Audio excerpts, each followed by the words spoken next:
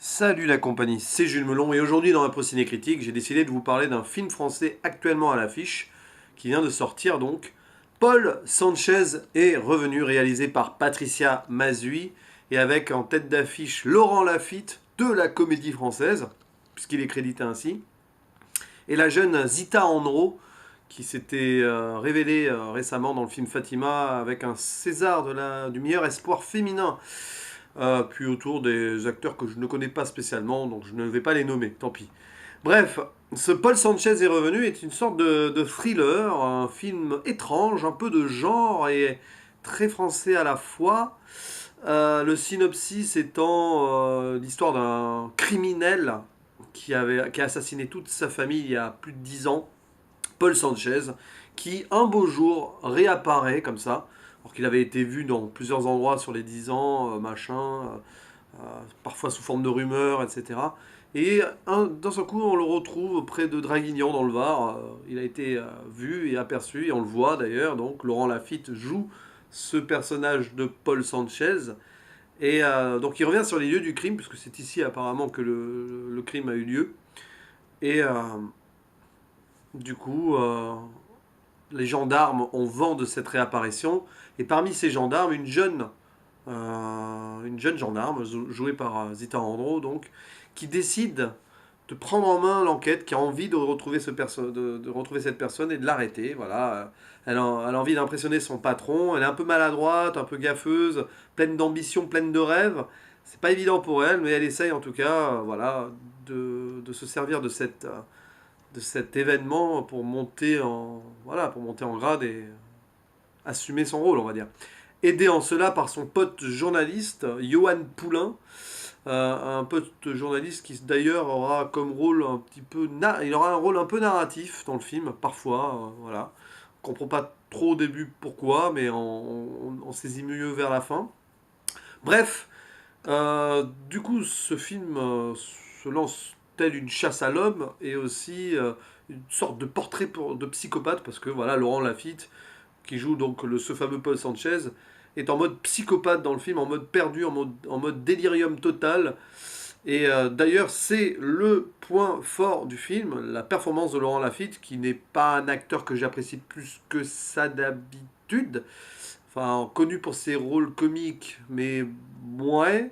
Par contre, il avait été plutôt bon dans Au revoir là-haut.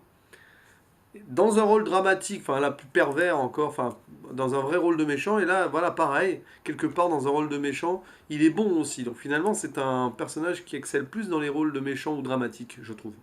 Voilà, bah en même temps il vient de la comédie française, comme c'est précisé dans le générique, parce que ça m'a fait rire à la fin, voilà. Laurent Lafitte de la comédie française, bon oui, c'est vrai, mais pourquoi vendre cela ainsi dans les crédits? Bon, je sais pas, c'est peut-être lui qui y tient, allez savoir. Bon, donc le point positif, performance de Laurent Lafitte, et c'est à peu près tout, parce que je n'ai pas aimé le film.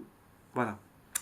Je n'ai pas aimé ce film, je ne vais pas dire que ce film est mauvais, non, mais je n'ai pas du tout accroché, je n'ai pas saisi, on va dire, l'intérêt. Ce film m'a perdu, mais je pense pas que, bon, c'est pas parce qu'il m'a perdu parce que c'est dans l'angoisse ou dans le what the fuck rebondissement, non, il m'a perdu tout court. Et je lui mettrai un 5 sur 10, juste la moyenne, parce que, bon, bonne performance de Laurent Lafitte.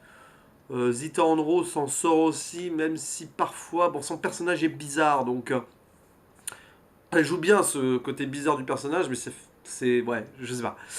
Et c'est tout, hein, parce que ouais, l'histoire et des moments intéressants, mais le problème c'est que vers la fin c'est intéressant, voilà. Donc du coup je mets la moyenne à ce film, mais franchement poussif, je trouve ce film poussif, sans grand intérêt, avec des situations très mal amenées, je trouve, et très mal gérées. Voilà. Tiens, par exemple, prenons l'exemple de la musique. La musique jouée, oui, probablement, mais surtout compositée par John Cale. John Cale, en fait, c'est un Gallois. J'ai trouvé cette musique, alors, enfin, prise de tête. Alors, c'est sûrement voulu, parce que, bon, voilà, ce film, il y a quelque chose qui est lié à quelque chose qui est lié à la folie dans ce film, à la perdition et tout.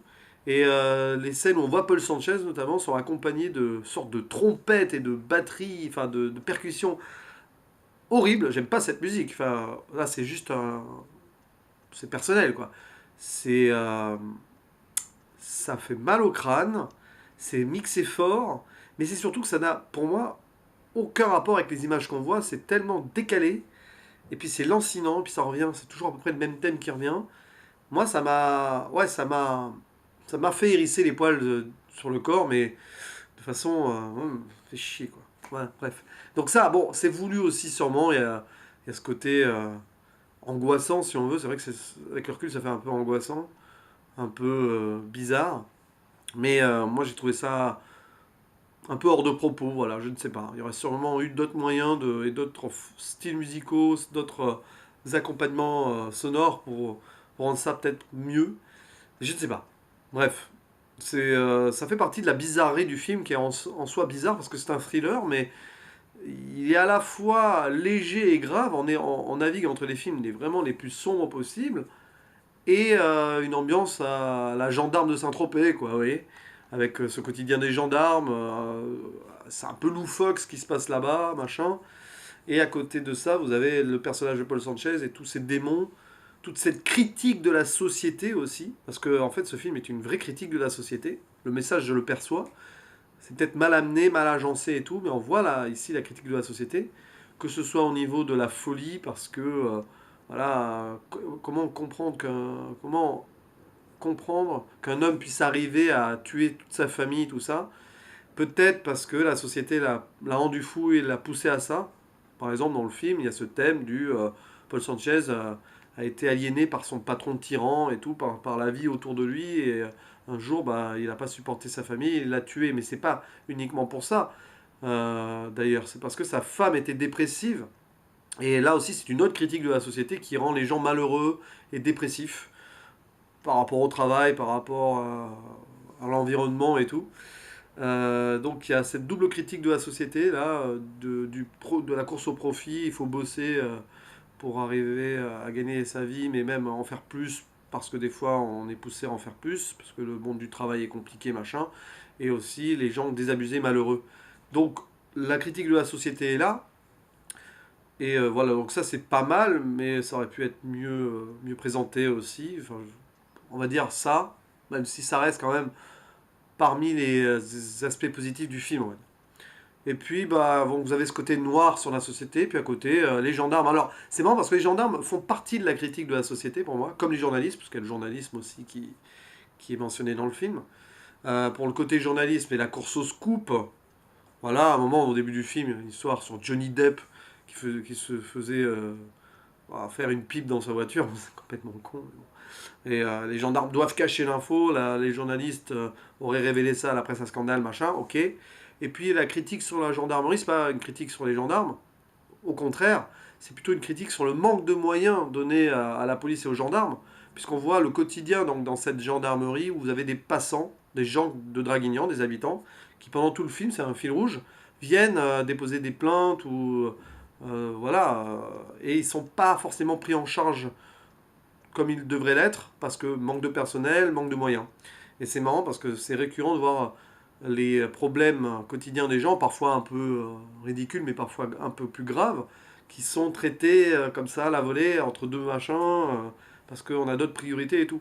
Et ça, je pense que beaucoup de gens l'ont connu. Hein. Voilà, vous avez des problèmes qui paraissent anodins pour beaucoup de gens, mais qui vous pourrissent la vie. Vous allez voir la police ou la gendarmerie, et voilà, quoi. Bref, donc il y a cette critique-là de la société, à la course au revenu, à l'efficacité, au résultat, mais en attendant, les gens sont un peu délaissés. Les gens du peuple sont un petit peu abandonnés, et voilà ce qui se passe. Paul Sanchez est donc l'archétype de cette société devenue malade. Bref, ok. Mais ce film aussi brille par ses rebondissements. Parce qu'il y en a, il y a du suspense et il y a des surprises, même si malheureusement, et c'est pour ça que le film, j'y suis passé à côté, je pense, c'est que j'ai tout plus ou moins anticipé, et enfin, j'ai pas été surpris, quoi. Voilà, donc ça c'est dit. Je vais faire une petite conclusion spoiler après, parce qu'il y a quelque chose qui me chiffonne d'ailleurs dans le scénario et dans le twist. On y reviendra. Dernier mot sur le personnage de Zita Enro, que je ne saisis pas trop, quand même, par moments. Bon, certes, bizarre, elle est maladroite et tout, mais il y a des moments assez improbables et what the fuck, plus ou moins censés nous faire rire. À un moment, je sais pas, elle va voir son pote journaliste qui va devenir son amant, grosso modo, et il y a une discussion grave et tout, puis à un moment, elle enlève son machin, elle monte ses dessous en disant ah, c'est pour toi, ça, comme ça. What the fuck? En plein bureau, il y a des chasseurs à côté qui viennent pour un article ou je sais pas quoi. Voilà, voilà. Donc oui, oui, c'est bizarre. Ce film est bizarre et c'est voulu, hein, sûrement. Mais voilà quoi. Voilà, j'ai pas du tout accroché. Petit spoiler pour finir, parce que je vais révéler quand même la fin du film là, donc spoiler. Paul Sanchez, donc Laurent Lafitte qui joue Paul Sanchez, s'avère ne pas être Paul Sanchez. Alors, on le sent venir dès le début, puisque dans les premières scènes, il y a des gens qui appellent le Paul Sanchez, donc Laurent Lafitte, Monsieur Girard. C'est bizarre et tout, donc on comprend très vite qu'en fait il se passe un truc. Alors peut-être qu'au début on se dit tiens, Paul Sanchez a changé d'identité, machin, avant de revenir et tout.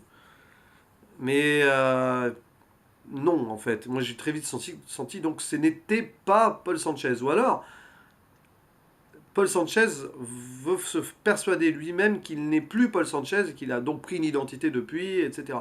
Sauf que donc on apprend à la fin qu'il a vraiment une femme et des enfants. Alors certes, des enfants moins de 10 ans, donc il aurait peut-être pu refaire sa vie avec un nouveau nom et tout. Mais donc il se considère comme Monsieur Girard, Didier Girard, je crois. Et à la fin, bah, et en fait, ce qu'il veut faire, c'est être comme Paul Sanchez. Il est devenu Paul Sanchez. Son histoire ressemble à celle de Paul Sanchez avec sa femme dépressive. Ses enfants délaissés, trois, mais pas quatre. Trois enfants, pas quatre.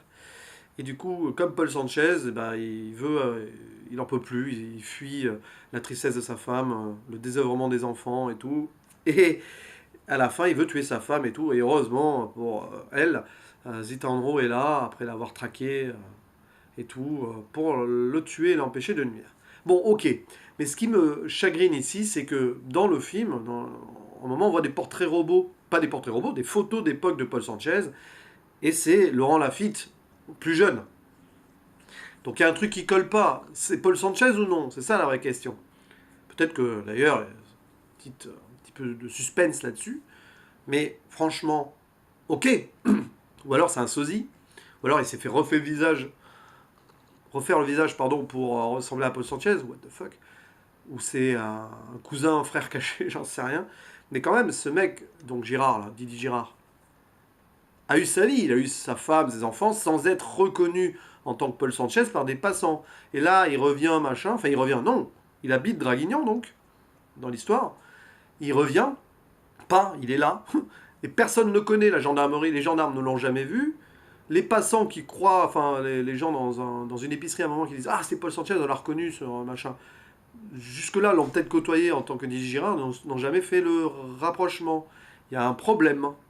Enfin, vous voyez ce que je veux dire? On a l'impression qu'il y a deux réalités qui se percutent là. D'ailleurs, il y a un côté Quentin Dupieux là-dedans. Sauf que non, ça n'assume pas le côté Dupieux à fond. Et puis je pense pas que ça soit la volonté non plus. Donc voilà, il y a quelque chose qui me chiffonne sur ce twist final, qui est intéressant en soi, mais qu'on voit venir donc. Et il y a des trucs qui collent pas. Tout simplement. Voilà. Donc ça me perturbe un peu. Bref, peu importe. C'était mon avis sur Paul Sanchez est revenu, qui est en soi un film esthétiquement intéressant, mais qui passe à côté. Pour moi en tout cas, malheureusement. Voilà. À la prochaine. Ciao.